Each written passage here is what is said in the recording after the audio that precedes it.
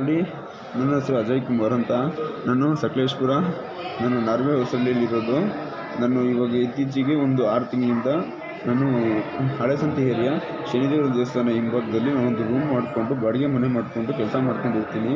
ಅದೇ ಹಿಂಭಾಗ ಇನ್ನೊಂದು ಏರಿಯಾದಲ್ಲಿ ರವಿ ಅನ್ನೋ ಒಬ್ಬ ಗಾಂಜಾ ಪೆಡ್ಲರು ಇರ್ತಾನೆ. ಆ ಗಾಂಜಾ ಪೆಡ್ಲರು ಈ ಅಬಕಾರಿ ಪೊಲೀಸವ್ರಿಗೆ ನನ್ನ ಮೇಲೆ ಗಾಂಜಾ ಸಿಗ್ತೀನಿ, ಡ್ರಗ್ಸ್ ಮಾಡ್ತೀನಿ ಅಂತ ನನ್ನ ಹೆಸರನ್ನ ಹೇಳಿ ಅವ್ರು ನನ್ನನ್ನು ಪೊಲೀಸವರು 1-2 ಸಲ ಬಂಧಿಸ್ತಾರೆ. ಆವಾಗ ಪೊಲೀಸರಿಗೆ ನನ್ನ ಹತ್ರ ಯಾವುದೇ ಥರ ಏನೂ ಸಿಗಲ್ಲ. ನಾನು ಮೆಡಿಕಲ್ ಟೆಸ್ಟನ್ನು ನಾನು ಯಾವುದೇ ಥರ ಏನೂ ಸೇದಿರಲ್ಲ.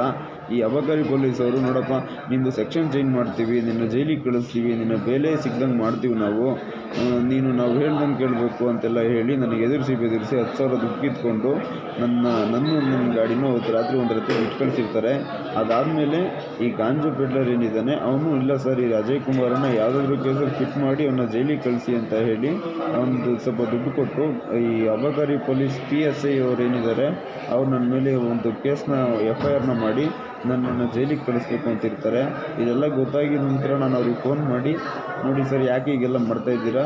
ಫಸ್ಟ್ ನನ್ನ ತಂದೆ ತಾಯಿ ನನ್ನಿಂದ ತುಂಬ ಕಷ್ಟ ಆಗಿದೆ, ಇನ್ನು ಮುಂದೆ ನನ್ನಿಂದ ನನ್ನ ತಂದೆ ತಾಯಿ ಕಷ್ಟ ಆಗಬಾರ್ದು ಅಂತ ಹೇಳಿ ಅವರಿಗೆಲ್ಲ ಫೋನ್ ಮಾಡಿ ಹೇಳಿ ನಾನು ಇವತ್ತು ಪಾಯ್ಸನ್ ಕುಡ್ದಿದ್ದೀನಿ.